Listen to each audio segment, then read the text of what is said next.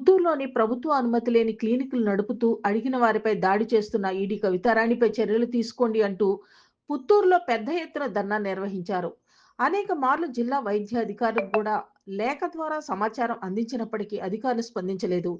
తగిన చర్యలు తీసుకోకపోగా అనుమతి లేని ఆసుపత్రులు నిర్వహించి ప్రజల ప్రాణాల మీద తీసుకొస్తున్నారు అని అడిగిన వారిపై కూడా దాడి చేయడం జరిగింది. ప్రేరేపించిన వారిపై కూడా చర్యలు తీసుకోవాలి అంటూ వారిని వెంటనే సస్పెండ్ చేయాలి అంటూ ధర్నా నిర్వహించారు. ఇందులో సమాచార హక్కుల వేదిక ప్రతినిధి మురగారెడ్డి, ఆశా వర్కర్ రాష్ట్ర నాయకుడు తంజావూరు మునేంద్ర, హేమలత, సుభద్ర, రమేష్, వెంకటరత్న, అమరావతి, శ్రీనివాసులు, నీలకంఠ, లక్ష్మీపతి, దత్తాత్రేయ తదితరులు భారీ ఎత్తులో పాల్గొని ధర్నా నిర్వహించారు.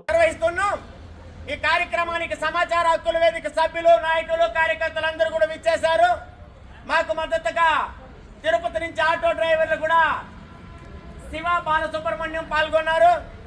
అదేవిధంగా మా సంఘం సభ్యులు, మహిళలు అందరూ కూడా ఈ ధర్నా కార్యక్రమానికి విచ్చేసినందుకు మొదటగా ధన్యవాదాలు. దాదాపు 14 నెలలకు ముందు ఫలానా ఆసుపత్రి ఈ విధంగా తప్పుడు పద్ధతుల్లో మెడిసిన్ ఇస్తున్నారు అని ఒక ఫిర్యాదు రాశాను. ఈ కార్యాలయానికి, ఈ జిల్లా వైద్యాధికారి కార్యాలయానికి ఒక ఫిర్యాదు రాశాను. ఈ వైద్యాధికారి కార్యాలయంలో వైద్యాధికారులకు ప్రజలంటే లెక్క జమ లేదు. తర్వాత ఆర్టీఐ రాశ లెక్క లేదు. తర్వాత ఆర్టీఐ రాశ పట్టించుకోలేదు.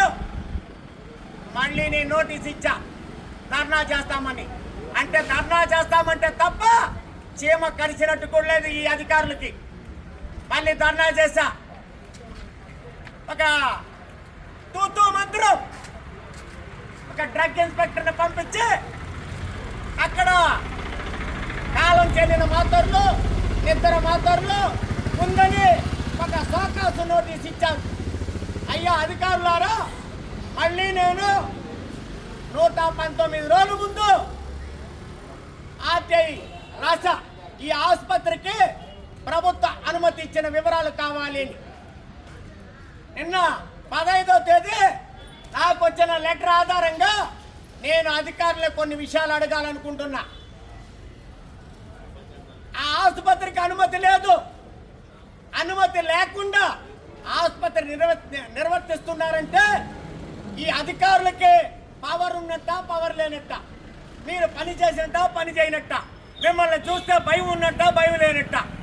అంటే ఇష్టానుసారంగా ఎవడు పడితే వాడు హాస్పిటల్ పెట్టి పనికిమాలిన మందులు, మాత్రలు, ఇంజక్షన్లు ఇచ్చి వాళ్ళ అవసరాల కోసం డబ్బులు దోచుకోవడమే పరమావధిగా నడుచుకుంటా ఉంటే ఈ తిరుపతి జిల్లాకి ఒక వైద్య అధికారి కార్యాలయం, దానికి ఒక 30-40 మంది సిబ్బంది, దానికి ప్రభుత్వం నిధులు కేటాయింపు, ఇన్ని జీతాలు పొందిన అధికారులారా మీరుగా ఎట్టా పోయి అకస్మాత్ తనిఖీలు చేసి దొంగ ఆసుపత్రుల్ని, దొంగల్ని, అనుమతి లేని ఆసుపత్రుల్ని పట్టుకునే పవరు, సత్తా ఏమీ మీకు లేదు కదా.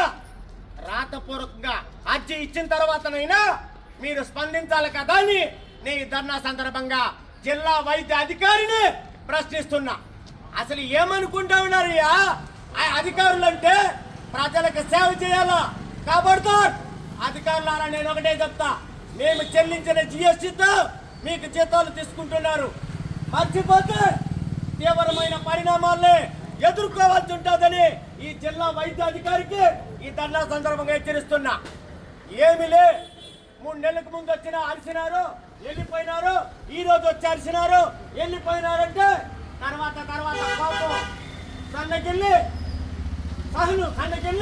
కోపం తీవ్రమైపోయి తీవ్రమైన పరిణామాల్ని ఎదుర్కోవాల్సి ఉంటుందని జిల్లా వైద్య అధికారికి ఈ ధర్నా సందర్భంగా తెలియజేస్తున్నా. అసలేదు అనుమతి లేని ఆసుపత్రి యాజమాన్యాల చేత లంచాలు తీసుకొని లోపాయికారి చేసుకొని నీ ఆస్తులు పెంచుకోవడానికి ఉద్యోగం చేస్తున్నామని అడుగుతా. 2016లో ఒక ఆర్టీఐ పెట్టా. 202 హాస్పిటల్లో ఓల్డ్ చిత్తూరు జిల్లాలో అనుమతి లేదని ఒక లెటర్ ఇస్తే దీనికంటే సిగ్గుమాలిన తనం, దీనికంటే సిగ్గుమాలిన పని ఇంకొకటి ఉంటుందా అని నేను వైద్య అధికారులని అడుగుతున్నా. ప్రభుత్వం యొక్క ప్రజల విషయాలు పట్టించుకునేట్టుగా లేదు. మీకు జీతాలు ఇస్తుంది కాబట్టి మీరైనా పట్టించుకోవాలి కదా అని ఈ ధర్నా సందర్భంగా అడుగుతున్నా. ఇది ఆశామాషా కాదు. ఇంకా మొత్తం పుత్తూరు చుట్టుపక్కల మండలాలు, తిరుపతి జిల్లా మొత్తం కూడా ఇలాంటి హాస్పిటల్ కొల్లలుగా ఉంది. అనుమతి లేని హాస్పిటల్ అన్నింటినీ కూడా సీజ్ చేయాల్సిన అవసరం ఈ జిల్లా వైద్యాధికారికి ఉందని ఈ ధర్నా సందర్భంగా నేను తెలియజేస్తున్నా, ప్రశ్నిస్తున్నా, అడుగుతున్నా, డిమాండ్ చేస్తున్నా. ఈసారి కానీ ఈ కార్యాలయం ముందు నేను మళ్ళీ ఇంకొక లెటర్ పంపిస్తా. వారం తర్వాత ఇంకొక లెటర్ పంపిస్తా. స్పందించకపోతే మీకేమయ్యా అధికారులారా, మీకేమైనా చదువుకున్నారు, మేనస్ ఉందా లేదా? 30 రోజుల్లో సమాచారం ఇవ్వాలి. 107 రోజుల దాకా సమాచారం అందించకపోతే సిగ్గు శరం మానం ఏను ఉండాలి మనిషికి. అది ఏది లేకపోతే చెప్పేయండి మాకేది లేదు అంటే మేము రాకుండానే ఆగిపోతాం. నేడు సమాజంలో ఆరోగ్యం పట్ల ప్రభుత్వం తీసుకుంటున్న చర్యలు చాలా గొప్పవి అని చెప్పుకోవాలి. కొన్ని సమయాలు అలాంటి సమయాల్లో అనధికారికంగా పుత్తూరు పట్టణంలో ఒక హాస్పిటల్ రన్ అవుతూ ఉంది. అక్కడ కాలం చెల్లిన మందులు అమ్ముతూ ఉంటే ఆ మందుల గురించి అడగడం నేరమయ్యి అక్కడ నుండి స్టార్ట్ అయింది. తీరా దాని మీద ఎంక్వైరీ పెట్టమని ఆర్టీఐ యాక్ట్ ప్రకారం సమాచార హక్కుల వేదిక మురగారెడ్డి గారు కోరడం జరిగింది. అక్కడ నుండి చూస్తే ఆ హాస్పిటల్కి ప్రభుత్వం నుండి అసలు అనుమతి లేదు. లేకపోయినా అక్కడ ప్రభుత్వం తరఫున హాస్పిటల్లో ట్రీట్మెంట్ చేస్తున్నారు. ఇది చాలా దుర్మార్గమైన పరిస్థితి. రేపు ఏదైనా వైద్యం వికటించి చనిపోయినా లేదా ఇంకా ఏదైనా సమస్యలు వస్తే వచ్చే నష్టం ఎవరికి అనేది కూడా మనం గుర్తించాలా. దీనిపైన ప్రభుత్వం కూడా అనేక చర్యలు, కట్టడి ఇలాంటివన్నీ తీసుకొని ఇమీడియట్గా ఆ హాస్పిటల్ని మూపించడం జరగాల. అలాగే ఇక్కడ మనం ఏ సమాచారం కోవడానికి వచ్చినా పిఐఓ గారు ఇక్కడ నుండి ఇమీడియట్గా వాళ్ళకి సమాచారం అందజేస్తూ వాళ్ళని అలర్ట్ చేస్తూ వాళ్ళని మన ఇళ్ల మీద ఎవరైతే ఆర్టీఐ చట్ట ప్రకారం అందుతామో వాళ్ళ ఇళ్ల మీదకి రచ్చగా పంపిస్తూ ఆ హాస్పిటల్ యాజమాన్యం ఒక వాండర్ ఎవరైతే ఉందో అధికారాన్ని ఆయన మనపై దాడికి రావడం జరిగింది. ఇవన్నింటినీ కూడా హేయమైన పద్ధతులుగా భావిస్తూ ఇమీడియట్గా ఆమె పైన చర్య తీసుకుని వెంటనే ఆమె అరెస్ట్ చేయాలి. అలాగే ఆ హాస్పిటల్ని వెంటనే ముయ్యాలని కూడా మనం ఈరోజు కలెక్టర్ ద్వారా ధర్నా చేస్తున్నాం. అలాగే డిఎంఎన్ఎస్ఓ గారికి కూడా ఒక వినతి పత్రం ఇచ్చి మనం ఏమైతే అనుకున్నామో అది ఇమీడియట్గా జరిగేటట్టుగా చూడాలని కోరుకుంటూ నాకు ఇచ్చిన అవకాశాన్ని ధన్యవాదాలు. మన హాస్పిటల్లో మాత్రల్లో వాడి ఇబ్బంది పడిన సమాచార హక్కుల వేదిక నాయకురాలు హేమలత మాట్లాడతారు.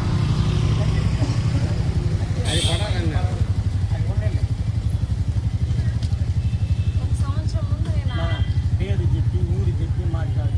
నా పేరు హేమలత, సుందరయ్య నా పేరు. నేను ఒక సంవత్సరం ముందు నాకు హెడ్ అయితే వస్తానే ఉంటుంది. సరే ఆ దారిలో వస్తున్నా జెరాక్స్ పెట్టి ట్యాబ్లెట్ తీసుకున్నాను. అది వాడిన వెంటనే వాడిన తర్వాత నాకు 3 రోజులు ఆ ట్యాబ్లెట్ వల్ల ఇన్ఫెక్షన్ మళ్ళీ నేను వేరే వాళ్ళకి ఇది ట్యాబ్లెట్ రియాక్షన్ అయింది మానేసి అని చెప్పారు. ఆ విధంగా జరిగింది హాస్పిటల్. నువ్వు పోయి అడిగినావు మళ్ళా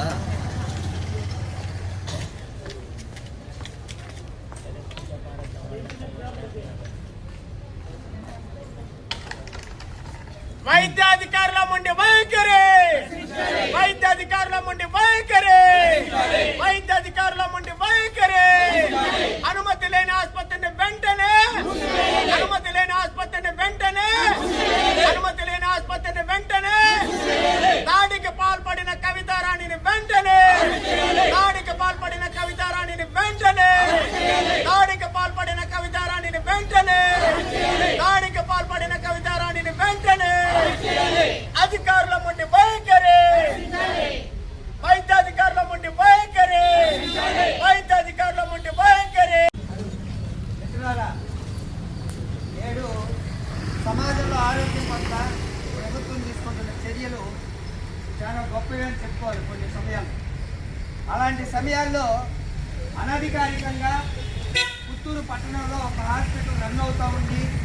అక్కడ కాలం చెల్లిన మందులు అమ్ముతూ ఉంటే ఆ మందుల గురించి అడగడం నేరమయ్యి అక్కడ నుండి స్టార్ట్ అయింది. తీరా దాని మీద ఎంక్వైరీ పెట్టమని ఆర్టీఐ యాక్ట్ ప్రకారం సమాచార హక్కుల వేదిక మురగారెడ్డి గారు కోరడం జరిగింది. అక్కడ నుండి చూస్తే ఆ హాస్పిటల్కి ప్రభుత్వం నుండి అసలు అనుమతి లేదు. లేకపోయినా అక్కడ ప్రభుత్వం తరఫున హాస్పిటల్లో ట్రీట్మెంట్ చేస్తున్నారు.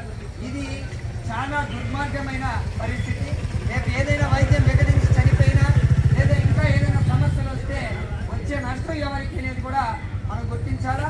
దీనిపైన ప్రభుత్వం కూడా అనేక చర్యలు కట్టడి ఇలాంటివన్నీ తీసుకొని ఇమీడియట్గా ఆ హాస్పిటల్ని మూపించడం జరగాల. అలాగే ఇక్కడ మనం ఏ సమాచారం కోవడానికి వచ్చినా పిఐఓ గారు ఇక్కడ నుండి ఇమీడియట్గా వాళ్ళకి సమాచారం అందజేస్తూ వాళ్ళని అలర్ట్ చేస్తూ వాళ్ళని మన ఇళ్ళ మీద ఎవరైతే ఆర్టీఐ చట్ట ప్రకారం అందుతామో వాళ్ళ ఇళ్ళ మీదకి రచ్చగా పంపిస్తూ ఆ హాస్పిటల్ యాజమాన్యం ఒక వాండర్ ఎవరైతే ఉందో ఆయన లలితా రాణి అనే ఆయన మనపై దాడికి రావడం జరిగింది. ఇవన్నింటినీ కూడా హేయమైన పద్ధతులుగా భావిస్తూ ఇమీడియట్గా ఆమె పైన చర్య తీసుకుని వెంటనే ఆమె అరెస్ట్ చేయాలి. అలాగే ఆ హాస్పిటల్ని వెంటనే ముయ్యాలని కూడా మనం ఈరోజు కలెక్టర్ ద్వారా ధర్నా చేస్తున్నాం. అలాగే డిఎంఎన్ఎస్ఓ గారికి కూడా ఒక వినతి పత్రం ఇచ్చి మనం ఏమైతే అనుకున్నామో అది ఇమీడియట్గా తెలియకుండా చూడాలని కోరుకుంటూ నాకు ఇచ్చిన అవకాశాన్ని ధన్యవాదాలు. మన హాస్పిటల్లో మాత్రల్లో వాడి ఇబ్బంది పడిన సమాచార హక్కుల వేదిక నాయకురాలు హేమలత మాట్లాడతారు.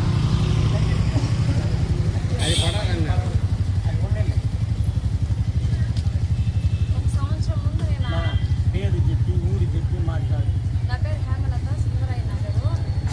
నేను ఒక సంవత్సరం ముందు నాకు బట్టే వస్తానే ఉంటుంది. సరే ఆ దారిలో వస్తున్నా జెరాక్స్ పెట్టి ట్యాబ్లెట్ తీసుకున్నాను. అది వాడిన వెంటనే వాడిన తర్వాత నాకు 3 రోజులు ఆ ట్యాబ్లెట్ వల్ల ఇన్ఫెక్షన్ మళ్ళీ నేను వేరే ఇది ట్యాబ్లెట్ రియాక్షన్ అయిందమ్మా అనేసి అని చెప్పారు. ఆ విధంగా జరిగింది హాస్పిటల్కి. నువ్వు పోయి అడిగినావు మళ్ళా